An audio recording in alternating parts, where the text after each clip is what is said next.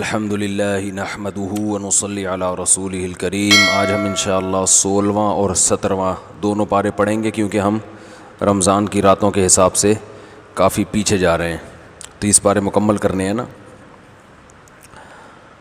16ویں پارے میں اللہ نے حضرت ذوالقرنین کا تذکرہ کیا ہے اور موسیٰ علیہ السلام اور خضر علیہ السلام کا واقعہ ذکر کیا ہے۔ وہ واقعہ بہت لمبا ہے، پچھلے سال میں نے کافی تفصیل سے بیان کیا تھا، تو آج اس کو ہم اسکپ کر دیتے ہیں۔ اسکپ کے لفظ پہ نہ کہیں شارٹ کلپ بن جائے۔ تو اس میں یاجوج ماجوج کا اللہ نے تذکرہ کیا ہے کہ حضرت ذوالقرنین جو تھے انہوں نے ایک علاقے کو فتح کیا، تو وہاں لوگوں نے کہا کہ یاجوج ماجوج نے زمین میں فساد مچایا ہوا ہے، تو ہم آپ کو چاہتے ہیں کچھ اجرت دیں، آپ یاجوج ماجوج سے ہمیں بچا لیں۔ تو حضرت ذوالقرنین نے فرمایا کہ مجھے اجرت کی ضرورت نہیں ہے، جو اللہ نے مجھے وسائل دیے ہیں ان وسائل کے ہوتے ہوئے مجھے تمہاری کمیشن کی ضرورت نہیں ہے۔ کیا کیا؟ بلغ بین السدین،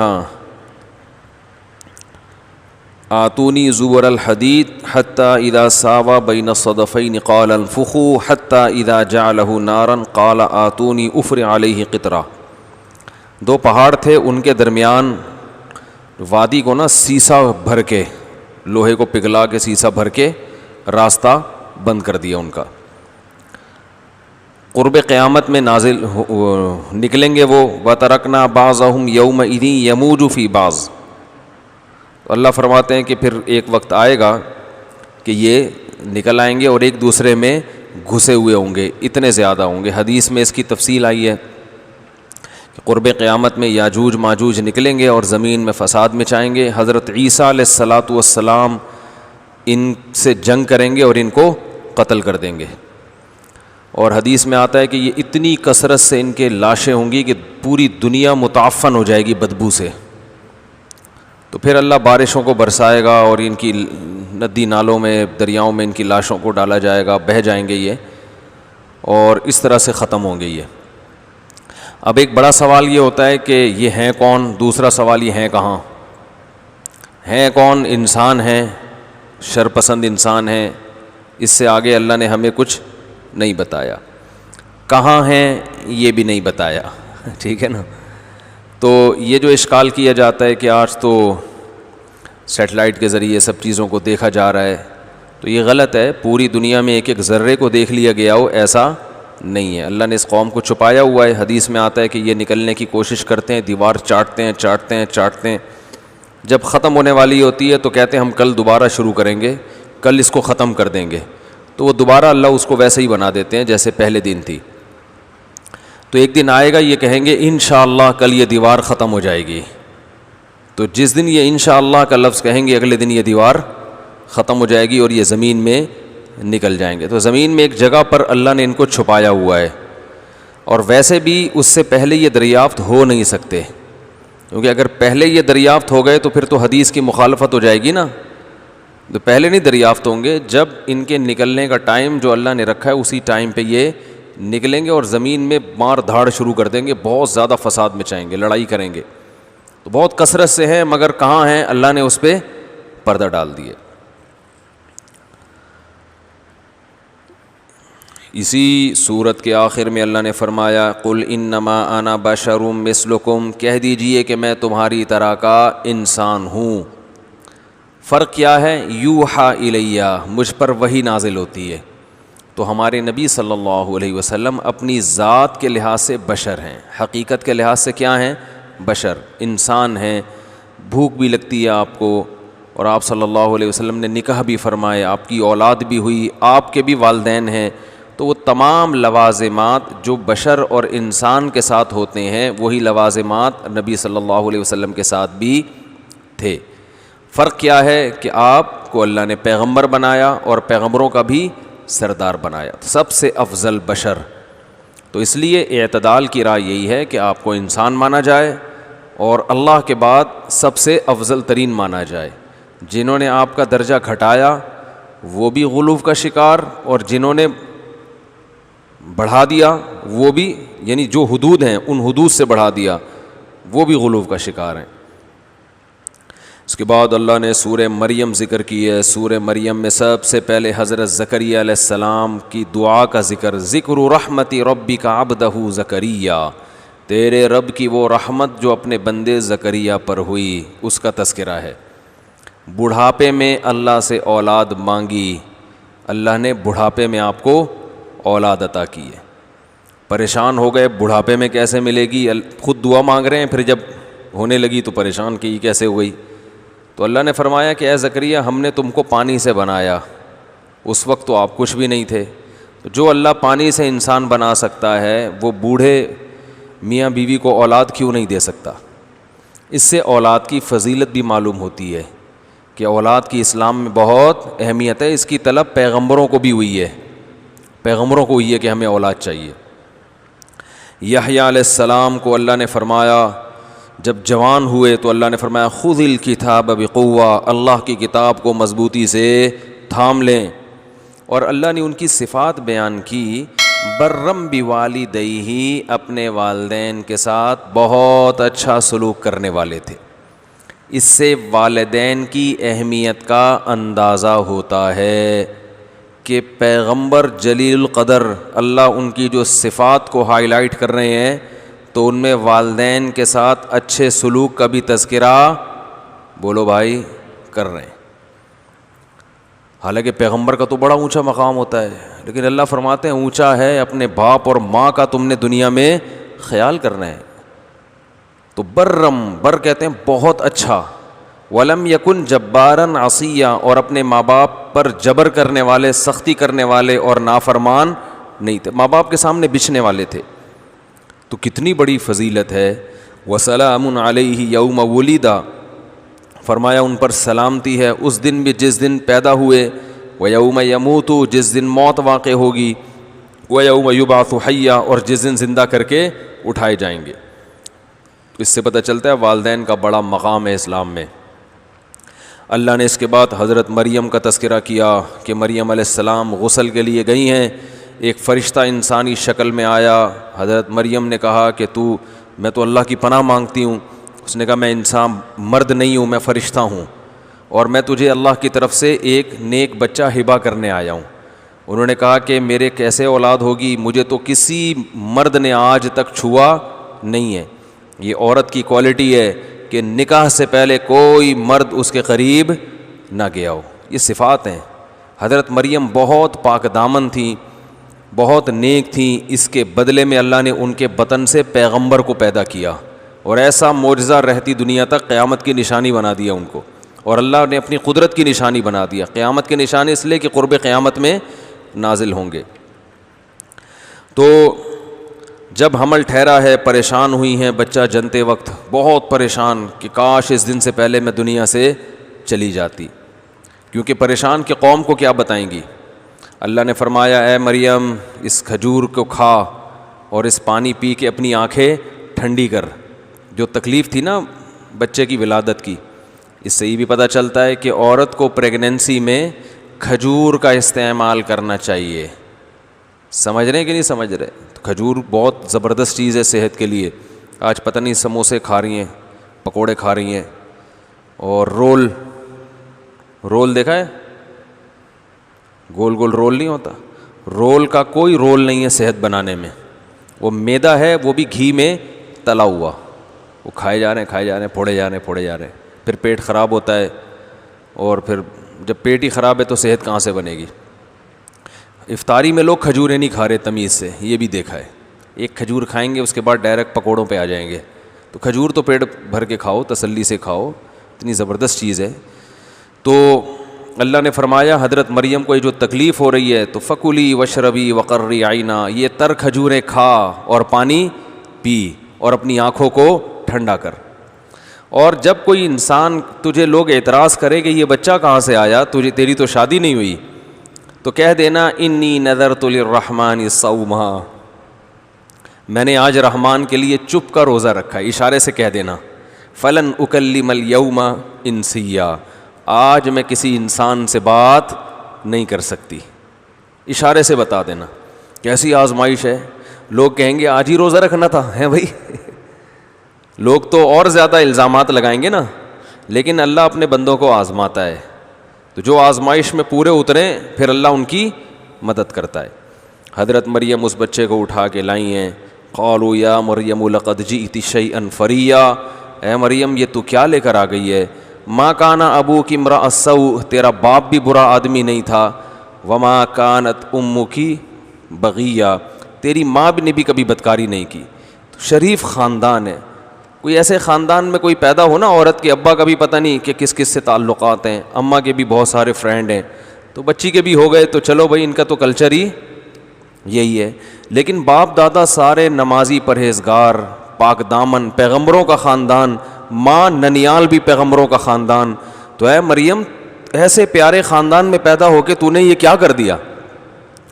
تو کیا کہنے لگی, اشارت الیہ, بچے کی طرف اشارہ کیا. ظاہر ہے کچھ کیا بولیں گے, کوئی مانے گا. قالوا کیف نکلم من کان فی المہد صبیا, اے مریم ہم اس بچے سے کیسے بات کر سکتے ہیں جو تیری گود میں ابھی چھوٹا ہے, وہ تھوڑی بولتا ہے. ادھر حضرت مریم کو یہ طعنہ ملا کہ یہ بچہ کیسے بولے گا, ادھر حضرت عیسیٰ ابن مریم کو اللہ نے قوت گویائی عطا کی. حضرت عیسیٰ علیہ السلام فوراً کہتے ہیں انی عبد اللہ, میں اللہ کا بندہ ہوں. آتانی الکتاب, اور معمولی بندہ بھی نہیں ہوں, بہت بڑا پیغمبر بننے والا ہوں.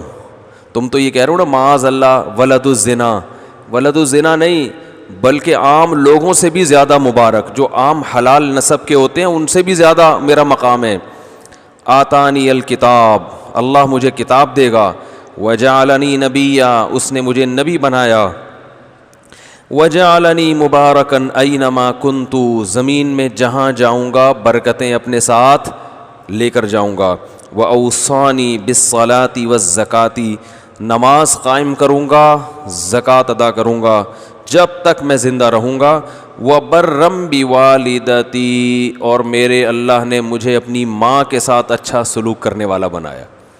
دیکھو اس سے پیچھے یحییٰ علیہ السلام کا ذکر, وہاں بھی اپنے والدین کا تذکرہ, یہاں عیسیٰ علیہ السلام کا ذکر, یہاں بھی کیونکہ باپ نہیں تھے حضرت عیسیٰ کے, صرف ماں تھیں, تو یہاں بھی اپنی ماں کے ساتھ حسن سلوک کا تذکرہ.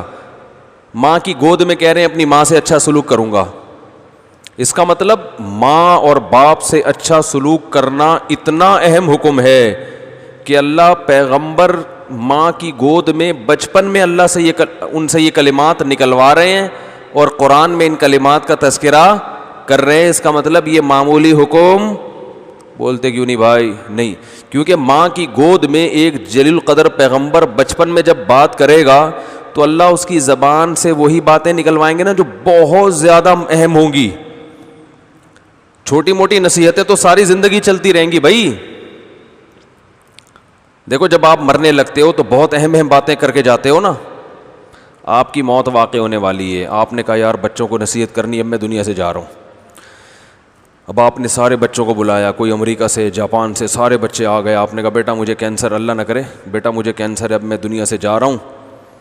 تو بچے کہیں گے ابا اب آپ کوئی نصیحت کریں, اہم اہم نصیحتیں آپ جا رہے ہیں بتائیں.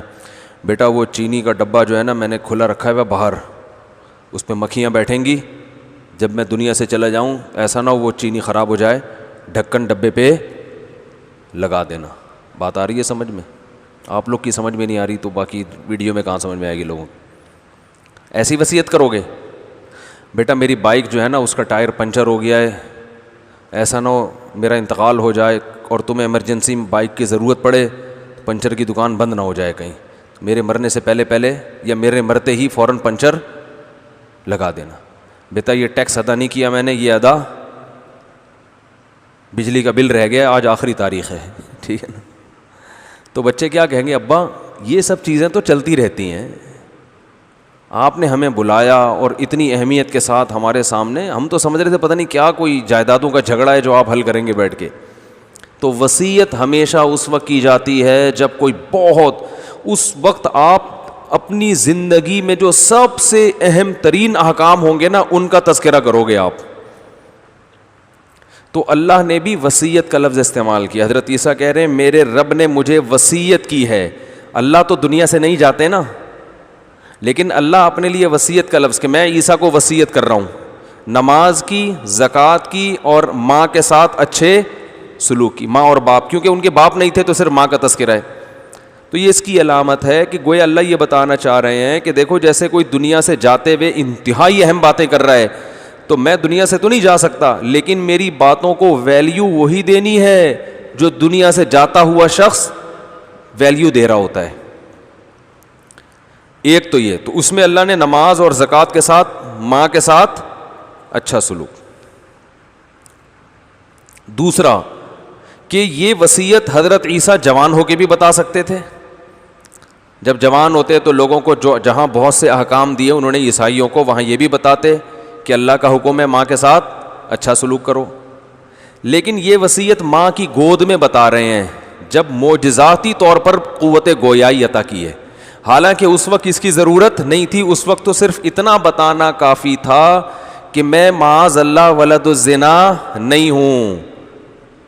ایک معجزے کے طور پہ لوگوں کو بتاتے, لوگ یقین کر لیتے بھائی ماں کی گود میں اللہ بلوا رہا ہے ان سے, تو یہ اللہ ہی کے پیغمبر ہیں. لیکن اس اپنی نبوت کا بھی اعلان کے ساتھ ساتھ نماز, زکوٰۃ اور ماں کے ساتھ حسن سلوک. اس سے پتہ چلتا ہے اسلام میں نماز کی ویلیو, زکوٰۃ کی ویلیو اور والدین کے ساتھ اچھے سلوک کی ویلیو کا پتہ چلتا ہے. آج ایک تو انتہائی افسوس کے ساتھ کہنا پڑتا ہے یہ جو یوٹیوبرز نے جھگڑوں میں ڈال دیا نا صحابہ کے بارے میں, حضرت معاویہ کے اختلاف, بنو امیہ نے یوں کر دیا, محمد بن قاسم نے یوں کر دیا, جو سارے اسلامک ہیروز کو زیرو بنا دیا. اور ایک فضول جھگڑا رفع الیدین امام کے پیچھے فاتح. یوٹیوب پہ جائیں یہی ملے گا. 70 سال پہلے جاؤ گے تو امام حنیفہ آئیں گے, تو اس سے 76 سال اور پیچھے چلے جاؤ تو نبی آ رہے ہیں, تو ڈائریکٹ نبی تک کیوں نہیں پہنچ جاتے, ابو حنیفہ تک جانے کی کیا ضرورت ہے. یہ وسوسے ڈالنا لوگوں کے دماغ میں. او بھائی ابو حنیفہ تک جو جا رہا ہے وہ بھی نماز سیکھنے کے لیے کہ نبی کی نماز کو انہوں نے ہم سے زیادہ سمجھا ہوگا. اختلافی مسائل جو بحثیں امت میں ختم ہو چکی ہیں. امت نے یہ ثابت کر دیا ہے بحثیں کر کے, کتابیں لکھ کے کہ بھائی رفع الیدین والی نماز بھی ٹھیک اور رفع الیدین نہ کرنے والی نماز بھی ٹھیک. دونوں صحابہ میں دونوں اختلافی مسئلے ہیں. کچھ صحابہ رفع الیدین کے ساتھ نماز پڑھتے تھے, کچھ رفع الیدین کے بغیر. امام ترمذی نے لکھا ہے نا, امام بخاری کے شاگرد, رفع الیدین نہ کرنے کا ذکر آیا تو کہا یہ بھی بہت سے صحابہ کا مذہب ہے. وَبِهِ يَقُولُ غَيْرُ وَاحِدٍ مِّنْ أَهْلِ الْعِلْمِ مِنْ أَصْحَابِ النَّبِيِّ صلی اللہ علیہ وسلم. فرمایا بہت سارے صحابہ کا یہی مذہب ہے کہ رفع الیدین کے بغیر نماز پڑھو. تو اب کیا ہوتا ہے, یوں کر لیا یا یوں نہیں کیا. لیکن آپ دیکھو امت کو کس بحث میں, اور انہی لوگوں کے ویورز بھی بہت زیادہ ہوتے ہیں. اتنی صلاحیتیں باپ سے تمیز سے بات کرنے پہ لگا دیتے. میں مسجد نبوی گیا ہوں, وہاں ایک اردو اسپیکنگ مولانا بیٹھے ہوئے ہیں. جب بھی عمرہ کرنے گیا ہوں نا, ان کے منہ سے میں نے یہی باتیں سنی ہیں. رفع الیدین ہاتھ چھوڑ کے باندھ کے نماز, ہاتھ چھوڑ کے نماز. کسی نے ان سے پوچھا کہ ہاتھ چھوڑ کے نماز پڑھنا کیسا ہے, انہوں نے کہا بدعت. اس نے کہا امام مالک کا مذہب ہے. اس نے کہا حدیث کو فالو کرو, امام مالک کو فالو مت کرو. میں نے کہا یہ دیکھو, یہ لوگوں کا ذہن بنا رہا ہے کہ امام مالک حدیث کے علاوہ کسی اور چیز کو فالو کرتے تھے.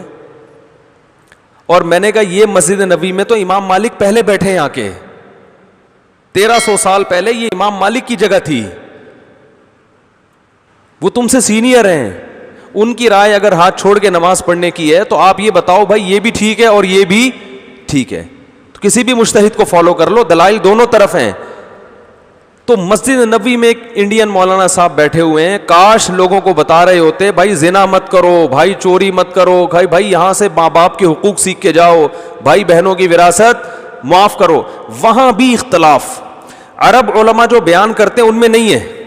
حرم کے اماموں کے بیان سنے, ان میں یہ چیز نظر نہیں آئے گی ائمہ حرم کی. لیکن کسی اردو اسپیکنگ کو سن لینا مسجد نبوی میں, وہ یہی صبح سے شام یہی سوالات بھی یہی.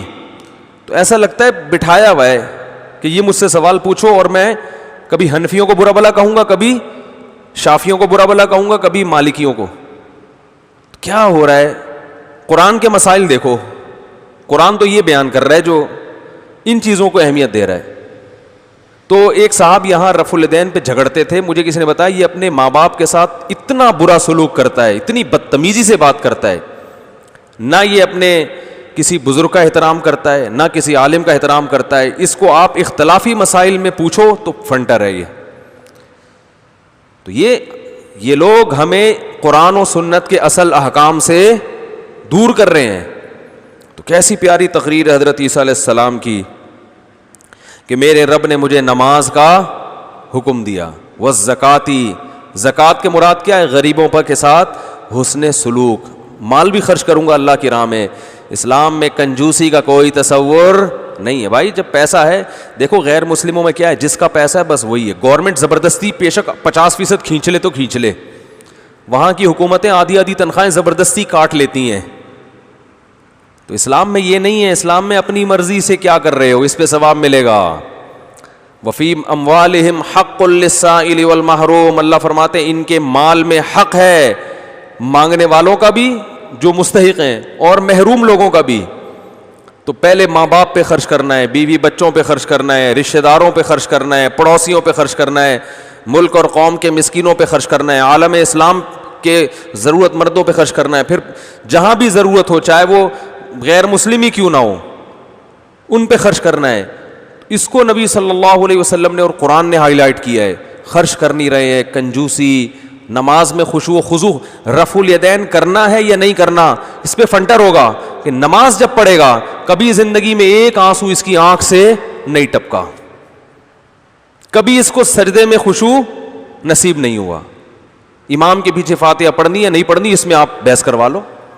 کیسی پیاری بات کسی عالم نے کہی کہ صحابہ کرام کی نمازوں میں اختلاف ہماری نمازوں سے زیادہ تھا.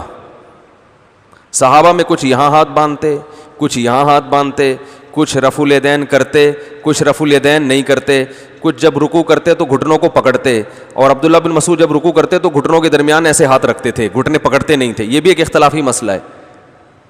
تو ان کے رکوع میں بھی فرق. ہمارے تو سب کے رکوع ایک جیسے ہیں, اہل حدیث کے دیوبندی بریلوی سارے رکوع ایک جیسے کرتے ہیں. رکوع سے اٹھتے ہوئے اختلاف آتا ہے کہ یہ کرنا ہے کہ نہیں کرنا, جبکہ صحابہ کے تو رکوع میں کیا تھا؟ اختلاف. حضرت معاویہ کے بارے میں عبداللہ بن عباس کو کسی نے بتایا کہ 1 رکعت وتر پڑھتے ہیں. عبداللہ بن عباس کو گویا وہ شکایت کر رہے تھے کہ 1 پڑھتے ہیں. انہوں نے فرمایا دعھا فإنہ صاحب رسول اللہ, چھوڑ دو ان کو اپنے حال پہ. کیا مطلب؟ اگرچہ یہ میری رائے سے مختلف ہیں لیکن نبی کی صحبت اٹھائی ہے تو کرنے دو. ہمارے ہاں مسلسل 1 رکعت وتر, 3 رکعت وتر, جو 3 پڑھتے ہیں وہ بخاری کی حدیث کا منکر ہے بھائی.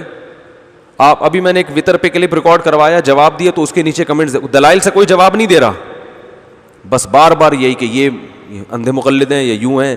ایک ایسی بحث امت میں چھیڑ دی ہے جس کی امت کو بالکل ضرورت نہیں تھی. اسی وجہ سے ہم کہہ رہے ہیں کہ چاروں فقہ میں سے ایک کو فالو کرو اور باقیوں کو برحق سمجھو, بس اتنی سی بات ہے. سب نے قرآن و حدیث ہی کی تحقیق کی ہے, سب قرآن و سنت ہی کو مانتے ہیں. اللہ نے نبی سے مختلف اعمال کرا کے ساری سنتیں اس امت میں ہمیشہ کے لیے زندہ کر دی. میں دبئی کئی بار گیا ہوں, وہاں میں نے بہت سے لوگ دیکھے ابو ظہبی میں نا ہاتھ چھوڑ کے نماز پڑھتے ہیں. ہمیں تو کبھی تکلیف نہیں ہوئی ہے, کیا کر رہے ہو, ہاتھ چھوڑ کے کیوں نماز پڑھ رہے ہو بھائی. وہ مالکی امام مالک کو فالو کر رہے ہیں اور ان کی بھی مضبوط دلیل ہے. امام مالک کہتے ہیں میں نے اہل مدینہ میں سب کو ہاتھ چھوڑ کے پایا ہے, لہذا وہ کہتے ہیں جو ہاتھ باندھنے کی حدیث ہے اہل مدینہ کے عمل سے پتہ چلتا ہے کہ نبی کا آخری عمل کیا تھا, ہاتھ چھوڑنے کا. وہ بھی ٹھیک ہے. ہم ہاتھ کیوں باندھتے ہیں بھائی؟ ہم امام حنیفہ کی تحقیق کو فالو کرتے ہیں, ان کے ہاں افضل کیا ہے. تو بجائے اس کے کہ ہم ساری زندگی دلائل میں تطبیق دے کے ایک کو ترجیح دیتے رہیں, تو ہم یہ کہتے ہیں یار یہ کام ہو چکا ہے, اب اس کو چھیڑنے کی ضرورت نہیں ہے, سب صحیح ہیں, ایک کو فالو کر لو, دوسرے کو بھی صحیح سمجھو.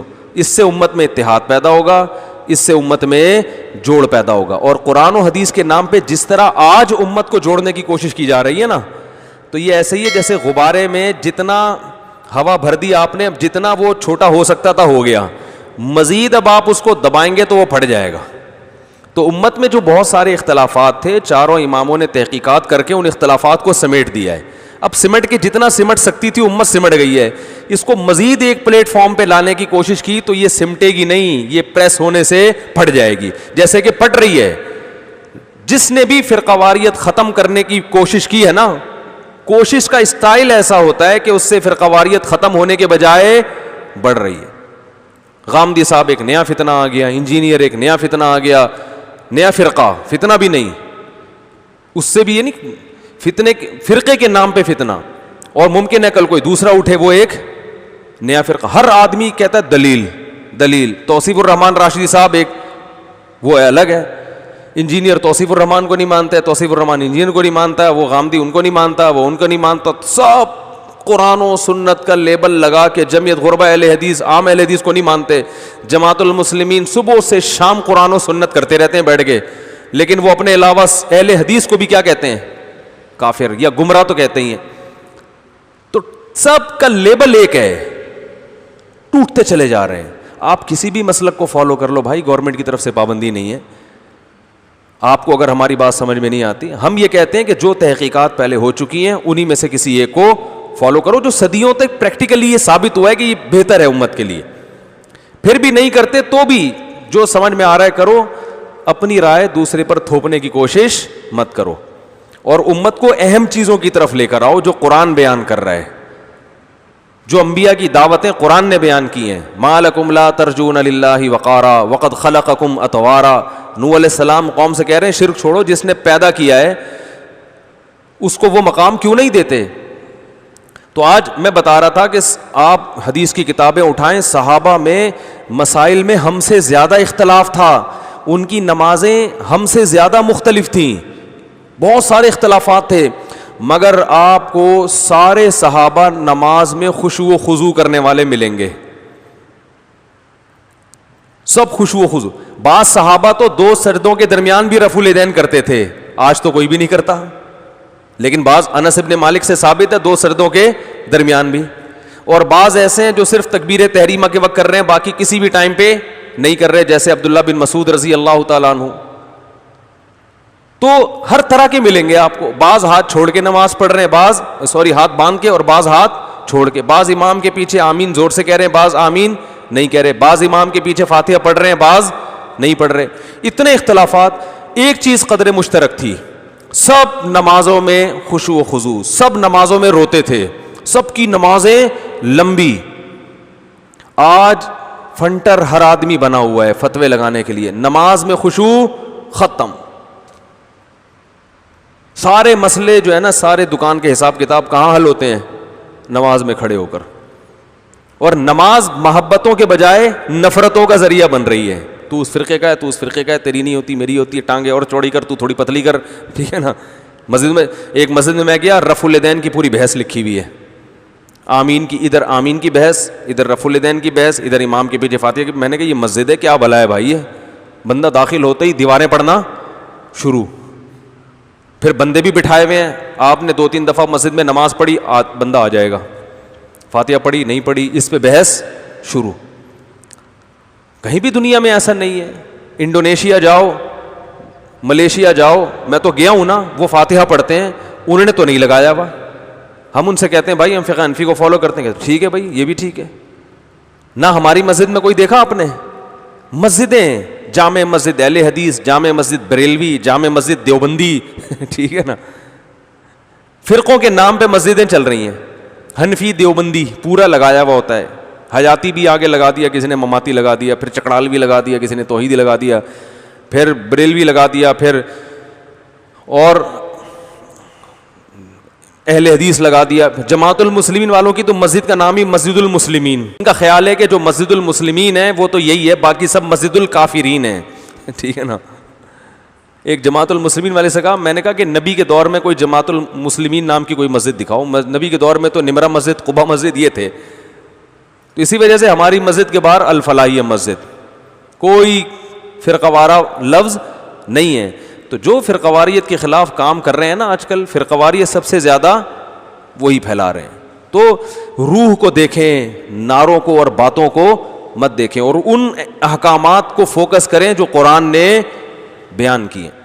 تو اللہ نے کیا فرمایا, عیسیٰ ابن مریم کہتے ہیں میرے رب نے مجھے حکم دیا نماز کا, زکوٰۃ کا, جیسے چاہو پڑھ لو یار, لیکن دل لگا کے پڑھو, ہلو نہیں نماز میں, ہلتے رہتے ہیں. میں نے دیکھا بعض لوگ کو, ہمارے حضرت تو اتنے تنگ آتے تھے, جب بھی کوئی نماز میں کھڑا ہو جاتا نا کھجاتا تھا. حضرت فرماتے تھے نماز سے پہلے جتنا کھجانا ہے کھجا لو, ہلو, ایکسرسائز کرو, تھک جاؤ, جب بالکل ہلنا جلنا بند ہو جائے نا پھر نماز میں آ کے کھڑے ہو.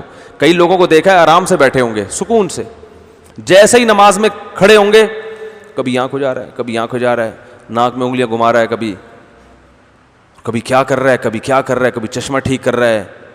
عجیب مصیبت. تو یہ خشوع و خضوع تھوڑی ہے, ہر کام نماز میں شروع, کبھی یوں ہل رہا ہے, کبھی عربیوں کو دیکھا ہے وہ سب نہیں ہوتے, وہ اپنا وہ رومال ہی پوری نماز میں سیٹ نہیں ہوتا ان سے. بھائی تو اس کو اٹھا کے ایک طرف رکھ یار, سادہ ٹوپی پہن لے. ایسا لباس کیوں پہن رہے ہو جو پوری نماز میں ہلتا رہے, تنگ کرتا رہے. سب نہیں ہوتے, ہر جگہ ہر طرح کے لوگ ہوتے ہیں. ایک دفعہ تو ہم نے وہاں دیکھا, ایک ہمارے دوست نے دیکھا کہ ایک عربی کیا نماز پڑھ رہا ہے تو اس کے آگے سے کوئی گزرا, عربی نے روکا, حدیث میں آتا ہے روکو, وہ نہیں رکا, پھر گزرا, تو نماز میں پوچھ رہے ہیں پرابلم کیا ہے. خیر یہ تو کوئی بدو ہوگا, سیدھا بیچارہ دیہاتی ہوگا, لیکن ہلتے کتنے ہیں, ہم بھی وہ بھی سبھی.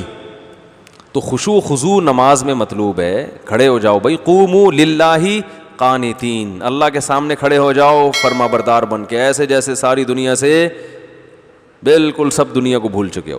تو یہ اللہ نے احکامات بیان کیے ہیں. عیسیٰ ابن مریم کہہ رہے ہیں برم بوالدتی, میرے رب نے مجھے میری ماں کے ساتھ اچھا سلوک کرنے والا بنایا. تو خیال کیا کرو, بہت بڑا احترام ہے. وصیت کے لفظ استعمال ہو رہے ہیں, پیغمبروں کی گودوں میں کہلوایا جا رہا ہے کہ ماں کا حق کتنا بڑا ہے. میں نے بتایا تھا نا واقعہ, ابھی کل صبح فجر میں ایک صاحب نے بتایا کہ ایک بندے کو دیکھا ہم نے, اپنے بوڑھے باپ کو ہاسپٹل لے کے جا رہا ہے, تو باپ چیخ رہا ہے بیچارہ. تو بیٹا کہتا ہے کہ خاموش ہو جائیے ورنہ میں اولڈ ہوم میں جمع کرا دوں گا, اولڈ ہاؤس میں. کتنی غلط دھمکی ہے یا نہیں ہے, کتنی بری بات ہے. اپنے باپ کو کہہ رہے ہیں کہ ابا زیادہ شور نہ مچائیں, آرام سے آپ کا علاج کر رہے ہیں نا, شور مچائے تو میں کہاں کرا دوں گا, اولڈ ہاؤس میں جمع کرا دوں گا, اولڈ ہوم میں جمع کرا دوں گا. کرایا نہیں, لیکن یہ لفظ بہت گندا ہے. نبی صلی اللہ علیہ وسلم نے فرمایا انسان بعض دفعہ اپنی زبان سے کوئی برا لفظ بولتا ہے جو آدمی کی نظر میں ہلکا ہے, مگر اللہ کی نظر میں اتنا بھاری ہوتا ہے کہ اس کی وجہ سے وہ 70 سال تک جہنم کے گڑھے میں گرتا رہے گا, اتنا پستی پہ چلا جائے گا وہ.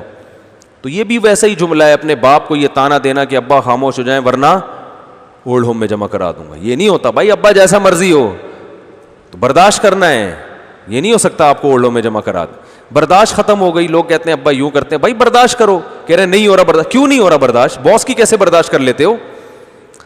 باس کتنا سناتا ہے, ڈانٹتا ہے, یہ کرتا ہے, یس سر جی سر, یس سر جی سر, اس کے سامنے برداشت ہو جاتی ہے. فوج میں دیکھو نا, ایک رنگ روٹ جو ہے عام فوجی اپنے آفیسر کا کتنا احترام کرتا ہے. بعض دفعہ وہ پنشمنٹ کے لیے, میں نے تو ٹائم گزارا ہے نا پاکستان نیوی میں بھی کچھ ٹائم گزارا ہے, پنشمنٹ جب ہوتی ہے نا وہیں بیٹھ کے لگاؤ, سب لگا رہے ہوتے ہیں آفیسر کے سامنے, ڈپس لگاؤ, یہ کام کیوں کیا, چلو ڈپس لگاؤ. باپ تو ایسا نہیں کرتا, اس کی کڑوی کسیلی برداشت نہیں ہوتی. تو بہت بڑا مقام ہے بھائی, اس کا خیال کیا کرو. اس کے بعد اللہ نے ابراہیم علیہ السلام کا واقعہ بیان کیا. 5 منٹ رہ گئے, 30 منٹ ہونے میں, 40 منٹ ہونے میں, تو اب ہم 17واں پارہ کر لیتے ہیں کیونکہ ہم بہت پیچھے جا رہے ہیں.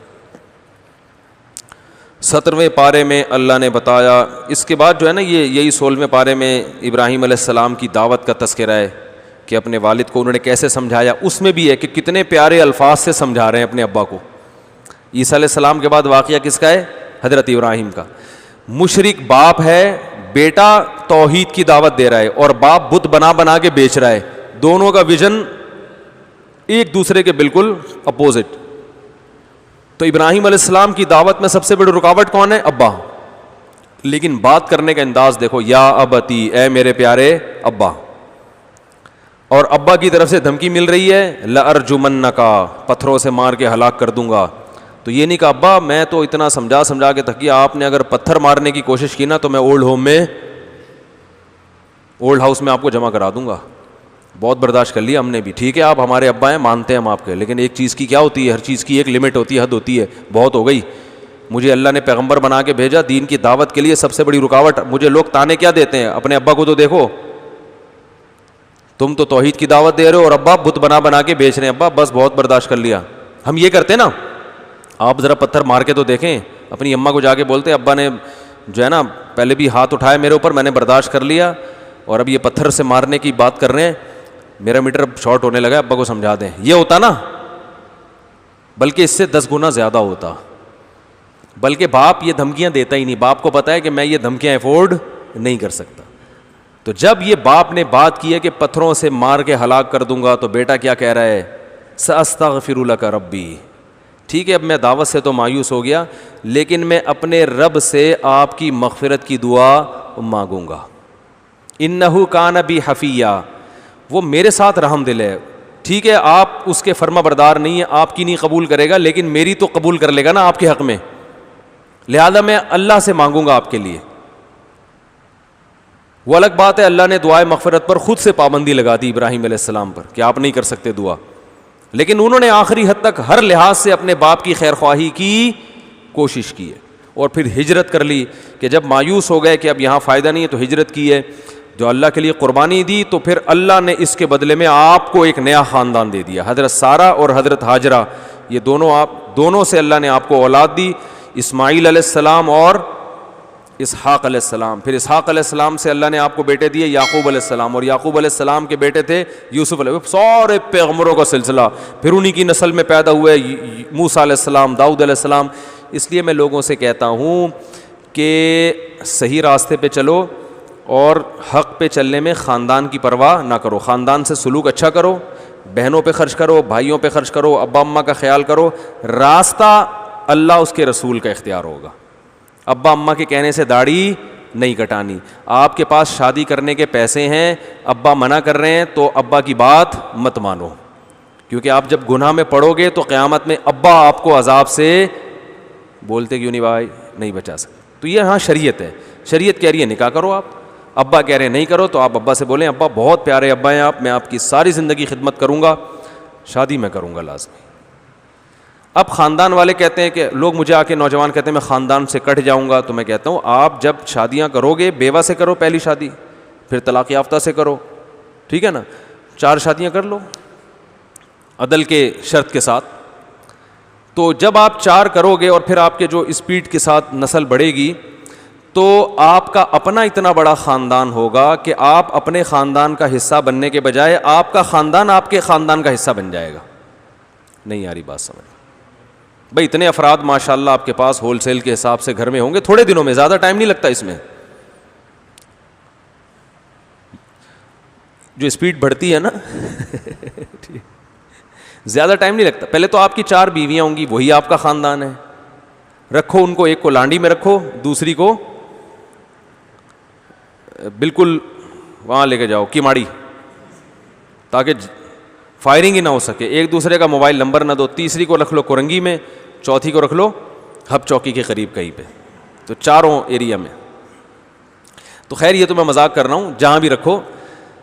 پھر کیا ہوگا کہ آپ کا اپنا خاندان ہوگا, پھر آپ کی اولاد ہوگی, تو آپ خود ایک بڑے خاندان کے مالک ہوگے انشاءاللہ. تو آپ کا خاندان پھر جو آپ کو اپنے خاندان کی ضرورت نہیں بلکہ آپ کے خاندان کو آپ کی ضرورت ہوگی. وہ فخر سے بتائیں گے ہم اس کی فیملی سے بلانگ کرتے ہیں, ٹھیک ہے نا, کیونکہ جو بڑا خاندان ہوتا ہے تو چھوٹے خاندان اس میں کیا ہو جاتے ہیں زم. تو آج کل خاندان ہیں کتنے چھوٹے چھوٹے, لوگ کہتے ہیں خاندان کا ڈر ہے. میں کہتا ہوں ہے کیا, تمہارا ایک آدھ بھائی ہوگا, ایک آدھ خالہ ہوگی, بس یہی تو ٹوٹل خاندان یہی ہے. بچے تو پیدا ہو ہی نہیں رہے آج کل.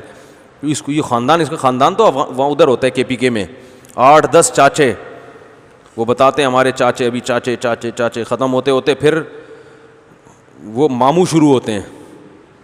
تو وہ خاندان تو اس کو بولتے ہیں بھائی. وہ کے پی کے میں اور کوئٹہ وغیرہ میں ہم نے دیکھے خاندان, کراچی میں خاندان مارکیٹ سے شارٹ, 1-1 2-2 یہ ساشے ہیں خاندانوں کے, یہ خاندان نہیں ہے.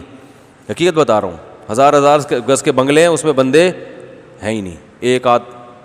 میں تو گیا ہوں نا 1000 گز بس کے بنگلوں میں جا کے میں دیکھتا ہوں دیواریں کھا رہی ہوتی ہیں, افراد ہی نہیں, بیڈ روم بڑے بڑے ہیں, اس میں رہنے کے لیے بندے ہیں ہی نہیں. میں حیران ہوتا ہوں یار, اس سے اچھے تو ان لوگوں کے گھر ہیں جو چھوٹے چھوٹے گھر ہیں مگر افراد تو ہیں نا, رونق تو ہے ان گھروں میں. لوگ کہتے ہیں اتنے افراد تنگ نہیں ہو جاتے, بھائی وہ سب اپنی بچے ہیں, اس لیے تنگ نہیں ہوتے ماں باپ. مرغی کے جب انڈوں پہ بیٹھتی ہے 20-25 بچے بھی نکل آتے ہیں, تو کیسے چوں چوں چوں چوں کر کے گھوم رہے ہوتے ہیں. ہمیں تو لگتا ہے مرغی بہت ٹینشن میں ہے, مرغی کو نہیں لگتا کہ میں ٹینشن میں ہوں.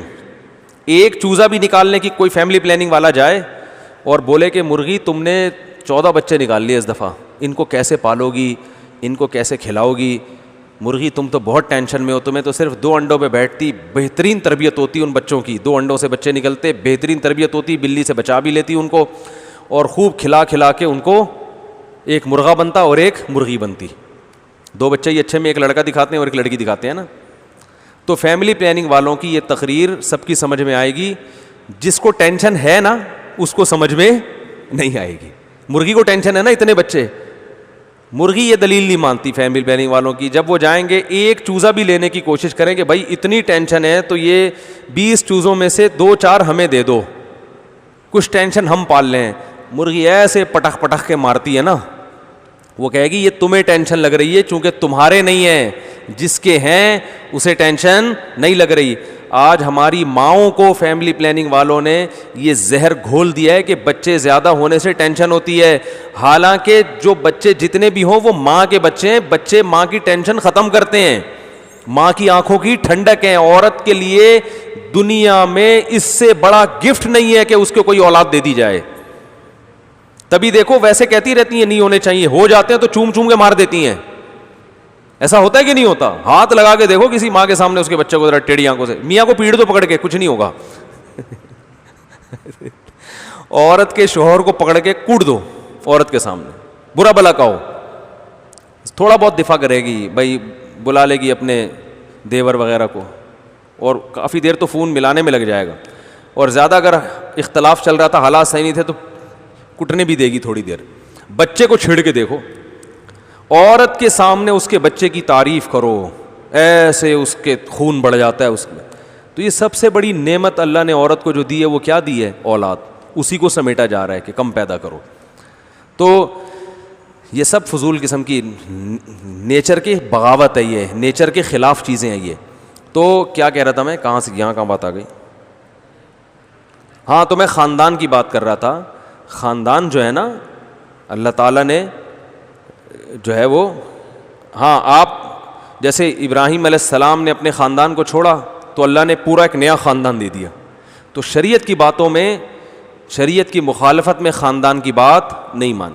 جو لڑکیاں شرعی پردہ کرتی ہیں, گھر والے چلنے نہیں دے رہے, وہ نکاح کریں بھائی, نکاح کر کے اپنا خاندان آباد کریں, اپنا گھر آباد کریں, پھر اپنے بچوں کو جیسے چاہیں چلائیں, ان کی جیسے چاہیں تربیت کریں. تو یہ اللہ کی بڑی نعمت ہے, ورنہ ہم پھنسے رہتے ایک ہی جگہ پہ ساری زندگی, تو کلچر ہی کو فالو کرتے رہتے. تو اللہ نے آپشن دیا, بھائی بالے ہو سائڈ پہ نکلو, ٹھیک ہے نا, اور اپنا ایک نیا خاندان بناؤ, پھر اس کو جیسے چاہو چلاؤ. تبھی تو ہمارے نبی صلی اللہ علیہ وسلم نے حکم دیا نکاح بھی جلدی ہو اور نسل بھی بڑھاؤ, تاکہ مسلمانوں کا اپنا ایک کلچر وہ گرو کرے دنیا میں, وہ پھیلے دنیا میں, کیونکہ جس کی آبادی بڑھتی ہے وہی پھر بالآخر غالب آتا ہے.